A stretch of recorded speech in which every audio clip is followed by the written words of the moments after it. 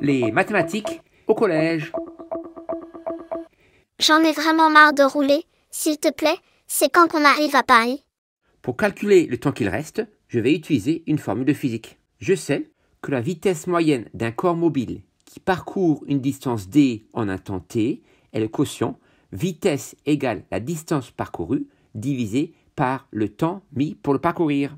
En effectuant l'égalité des produits en croix, j'en déduis que la distance est égale à la vitesse multipliée par le temps, et donc que le temps est égal à distance divisé par la vitesse. Ici, la distance à parcourir est de 150 km et la vitesse constante est de 96 km par heure.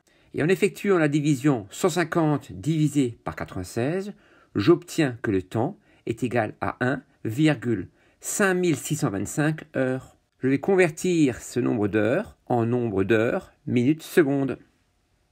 Une heure, je comprends, mais c'est quoi 0,5625 heures ou 5625 dix millièmes d'heure? Je sais qu'une heure est égale à 60 minutes. Et donc, je cherche le nombre de minutes correspondant à 0,5625 heures. Comme les durées exprimées en heures et les durées exprimées en minutes sont proportionnelles, ce tableau est un tableau de proportionnalité et le coefficient de proportionnalité est de 60, c'est-à-dire qu'il faut multiplier par 60 les nombres de la première ligne pour arriver à ceux de la deuxième ligne.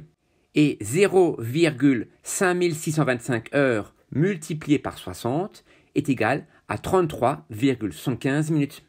Ainsi, 1,5625 heures est égal à 1 heure et 33,75 minutes. De la même manière, 33,75 minutes, c'est 33 minutes et 0,75 minutes, ou 75 centièmes de minute. Pour convertir ce temps en secondes, il faut savoir qu'une minute représente 60 secondes. Et comme les durées exprimées en minutes et les durées exprimées en secondes sont proportionnelles, je multiplie par 60 les nombres exprimés en minutes pour trouver les nombres exprimés en secondes.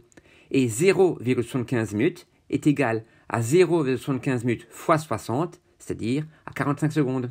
Et donc, 1,5625 heures est égal à 1 heure, 33 minutes et 45 secondes. Et donc, en roulant à la vitesse constante de 96 km par heure, il nous faudra 1 heure, 33 minutes et 45 secondes pour parcourir 150 km. Remarque, en utilisant la calculatrice, il existe une touche pour convertir directement des heures exprimées sous forme de nombre décimal en heures, minutes, secondes. Cette touche est la touche degré, une apostrophe, deux apostrophes. Degré est l'abréviation pour heure, une apostrophe l'abréviation de minute et deux apostrophes l'abréviation pour seconde.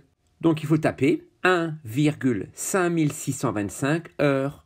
Appuyez sur la touche entrée et la calculatrice te convertit directement en 1 heure, 33 minutes et 45 secondes. Oh là là, c'est long tes explications. Tu aurais pu juste me dire qu'on arrive bientôt, ça aurait suffi.